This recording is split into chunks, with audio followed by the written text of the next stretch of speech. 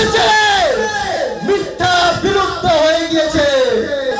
এই কলেজ রোডে আওয়ামী লীগের দালালেরা যেই নৃশংস অত্যাচার চালিয়েছিল, একটি সাধারণ বারান্ডা থেকে শুরু করে বাড়িওয়ালা পর্যন্ত শান্তিতে থাকতে পারে না।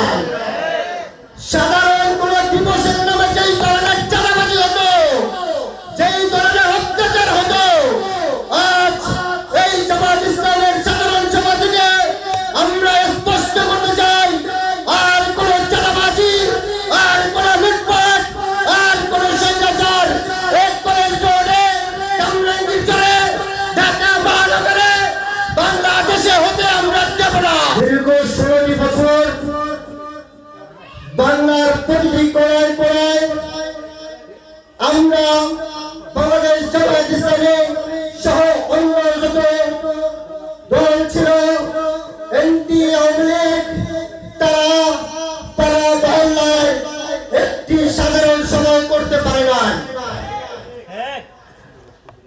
আজ 5ই আগস্টের পরে শেখ হাসিনা বিদায় হয়েছে বাংলার মাটি থেকে। আমরা 5ই আগস্টে রক্ত দিয়েছি, আমি নিজে গুলি খেয়েছি, আমাদের সভাপতি সাহেব গুলি খেয়ে হসপিটালে ভর্তি ছিল, আমাদের অনেক ভাই আহত এবং শহীদ হয়েছেন। সেই শহীদের রক্ত যদি আমরা ভুলে যেতে না চাই, সেই শহীদকে যদি আমরা ভুলে যেতে না চাই, আর এই কলেজ রোড থেকে শপথ দিতে হবে, আর কোন স্বৈরাচার বাংলাদেশের মাটিতে ঠাঁই হবে না।